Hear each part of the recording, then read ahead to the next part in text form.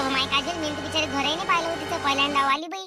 इथले तर कुठेतरी आहे हो माय. माय नणद काही आम्हाला बोलावत नाही, बापान बोलावत नाही, तर तिचं घर काही आम्हाला माहित नाही. आमच्या घरी पानसट लावून येते बाई 10-15 वेळा, भाऊ नसून तरी. काय माहित बे कोणत्या घरात घुसते ना कोणत्या नाही तर बापा. अव माय बाई, घे व माय, आवाज तर देऊन पाय, हे लोक तरी सांगन मग. निर्मला नाव आहे ना त्या नंदीचं. निर्मलाचं घर कुठे आहे म्हणा असं विचार डायरेक्ट, आणि असं प्रोफेशनल आवाजात बोलतो, म्हणजे त्यांना असं वाटलं पाहिजे की आपण बेकार चोट नाहीये. बरं बरं, तूच बोल ना माय त्याच्यापेक्षा, मायाकून कुठं होते. बर, आहे का कोणी घरी? टिक टिक टिक, आहे का कोणी घरी? एक्सक्यूज मी, कोणी आहे का घरी? एक्सक्यूज मी, कोणी आहे का घरी?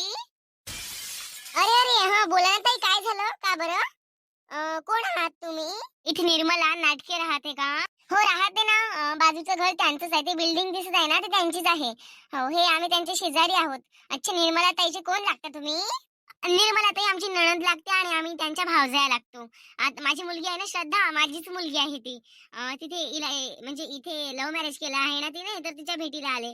काल कसं तिला थोडंसं सापामुळे भीती वाटली म्हणे, म्हणून थोडीशी घाबरली घाबरली आहे ती, म्हणूनच मग तिच्या भेटीला आले मी. अय्या हो का? पण साप वगैरे तर नाही दिसला वाटतं तिला. बरं जाऊ द्या, आल्या असेल तुम्ही भेटायला. तुम्ही इथली बेल का नाही वाजवली? तुम्ही असं आहे का कोणी घरी, एक्सक्यूज मी असा आवाज का दिला?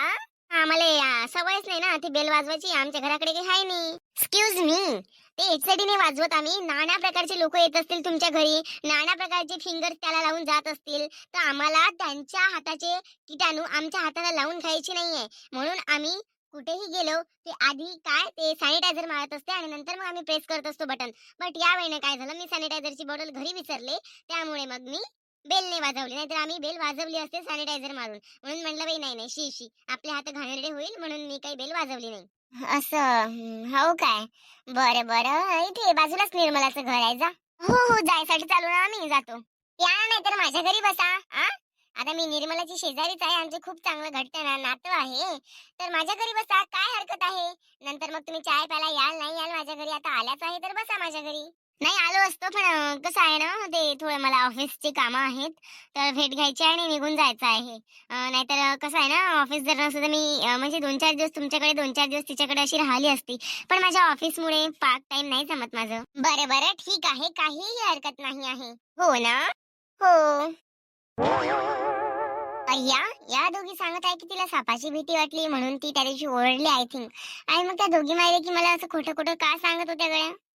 काही ना काहीतरी घोळ दिसते मला. या दोघीला ती पटत नाही की त्यांना हे पटत नाही. मला काही समजायला येत नाही कोण खरं आणि कोण खोटं. बरं जाऊ दे, मला काय यांच्या घरचं हे बघत बसेल. Family matter. अहो, मी काय म्हणते, आज माझी आई आणि माझी काकू येणार आहे माझ्या भेटीला. आता 5वा महिना चालू आहे ना, तर त्यांना थोडं मला बघायचं सुद्धा आता, खूप दिवस झाले ते आल्या सुद्धा नाही आपल्याकडे. तर त्यांची आता मनाभरून इच्छा झाली होती माझ्या आईची की मी येते मी येते. खूप दिवसांपासून तिचा नांदा होता. मी म्हटलं तुम्हाला पाठवते म्हटलं घ्यायला, पण कुठे तुम्हाला वेळच नाहीये. तर स्वतःच्या पावलांनी आज येत आहे, तर तुम्ही थोडंसं गुलाबजामुन, श्रीखंड, नाना प्रकारचे स्वीट्स घरी आणून ठेवाल काय? बरं, बरं. आणून ठेवतो ना. हो, तेच म्हटलं, कारण की मी घरीच केलं असतं सगळं काही, बट नाही जमत ना हो घरी आता. कसं आहे, माझ्या पोटामुळे मला बसायला त्रास होतो, उभं राहायला त्रास होतो, प्रत्येक गोष्टीला त्रास होतो. आता धीरे धीरे धीरे धीरे दिवस जवळ येत आहे, तर मला कामं करायला तेवढं तेवढं जड होत आहेत. तर त्यामुळे तुम्ही जमेल तेवढं बाहेरूनच आणाल का? हो, हो. श्रद्धा, तुला काय लागते ते मला सांग. मी सगळं काही आणून देतो. बरं बरं, ठीक आहे. आता माय बाई, नवरा बायकोची काय फुसफुस चालू आहे बापा. आले बाबा हे डोकसं खाई. काही नाही, काही बसलोय असं सहज. आज हिची आई येते म्हणते श्रद्धाची.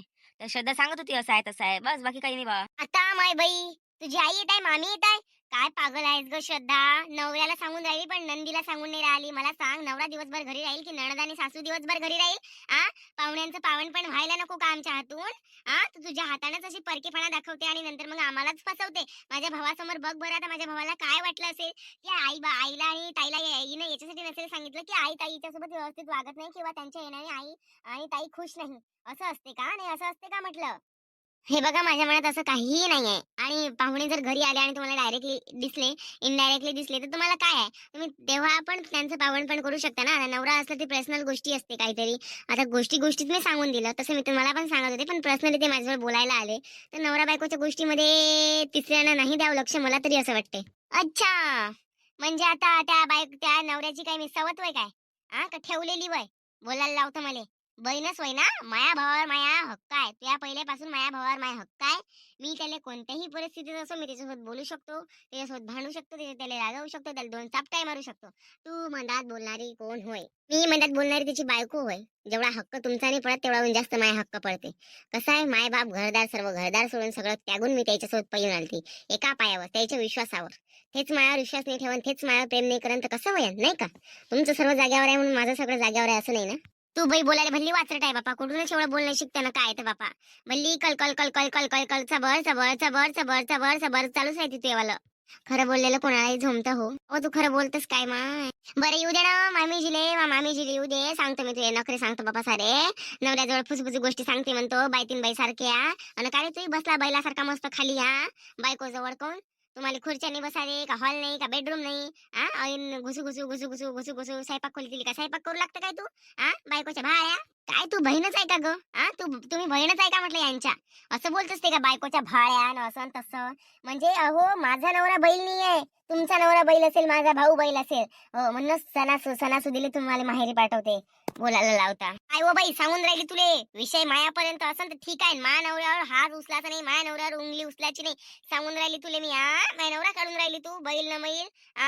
माय भाऊ आहे मी काही बोलली तर. मी सांगतो मायापर्यंत गोष्ट ठीक आहे. आणि जर गोष्ट माझ्या नवऱ्यावर येत असन तर मी उत्तर दिल्याशिवाय राहणार नाही. मग विचार कर नाही का तू त्याची बहीण होय का कोण होय? काय ना माय एवढी सबर सबर करून राहिली. माय नवरा असता तर मला जागीच एवढं पुंजलं असतं का काय सांगू माय. असं धरू धरू आपटलं असतं कपडे वाणी, असं धरू धरू आपटलं असतं जाग्यावर असते माया नंदिली मी काही बोलली असते तर. आणि माय भाऊ पाय ते लुकू लुकू लुकू लुकू लुकू लुकू काय मातर दिली ना काय दिली तर बापा. हो मातर दिली ना मी ना मातर दिली. मातर दिली मी ना. हो नाही नाही समजत नाही की आजकाल कसं चालू आहे माहिती आहे काय? बायकोनं नवऱ्याला मारलं, नवऱ्याची एवढीच चालती राहते का कोर्टात गेल्याबरोबर बायको फसून जाते. आणि त्याच्या घरचेही फसून जाते, बायकोच्या घरचे आहे ना. एवढी तर पोराची चालते आणि पोरी काय कोर्टात गेली म्हणजे त्याला असंच हाकलून देते. म्हणून तर माय नवरा मला मारत नाही असं आहे ते. माय बाई हातचेच नवीन नियम लावले का व? मग सरकार मान्यता प्राप्त पोरीला आजकाल प्रत्येक गोष्टीत सूट आहे. आणि तिची काही गलती नसून जर तिच्यासोबत अत्याचार होत असन, नवराही फसते, नवऱ्याच्या घरचे लोकही फसते, खास करून ह्या नंदा तर पहिले फसते व. भांडू नको बापा. जेव्हा तेव्हा नुसतं भांडाले उठाले. हो ना तर. हो आणि सरकार एवढं मिळालं नाही आहे, कोर्ट एवढं मिळालं नाही आहे. ज्याची गलती आहे त्याला नाही सत्यमेव जयते. आम्ही सत्याचा मार्ग निवडला, आम्ही सत्याच्याच वाटेनं चालू. तू असत्याचा मार्ग निवडला, तू असत्याच्याच मार्गाने चालशील. मला मार्ग सांगणाऱ्या तुम्ही कोण? तुला मार्ग सांगणारी मी तुझ्या नवऱ्याची बहीण. तुझ्या घरी तू शानपणा मार. काय मारायचं तुला शानपणा तुझ्या घरी मार. इथं येऊन होबास करायच्या नाही. जेवढा माया ह्या घरावर हक्क आहे तेवढाच माया माहेरावर हक्क आहे, तेवढाच माया ह्या घरावर हक्क आहे. आणि ह्या घरावर आता माझा हक्क पूर्ण झालेला आहे. आणि जास्त दिवस मी तुमची ट्याव आता ऐकून घेणार नाहीये. समजलं का? माझ्या नवऱ्यासमोर बोलून राहिली. त्याच्यासमोर तुमच्या समोर जे काय आहे ते बोलतो. मला मागून कुठल्या फुलाची आदत बिलकुल आहे नाही. हो माहित आहे ना माय बायकोचा भाड्यात आलेस तर म्हणते. बरं बरं बायकोचा भाड्या काय असते हे तुम्हाला समजत असेल कारण की तुमचा नवरा तुमचा भाड्या असेल. हे काय अशा प्रकारचं बोलणं नाही का? तुम्हाला सुद्धा नवरा आहे, मला सुद्धा नवरा आहे. आता तुमचा नवरा एकदमच मतिमंद आहे म्हणूनच तर कपाळावर काळे टिके लावता, पायात जोडवे घालत नाही. हे अति शहाणपणा नाही का? मलाच वाटते की कोणी इतकं श्रीमंत जरी झालं असेल तरी म्हणजे नवऱ्याची जी निशाणी असते ती नाही विसरत. I think so. काय बाबा तुमची बहीण. चला उद्या सांगतो बाकीचं.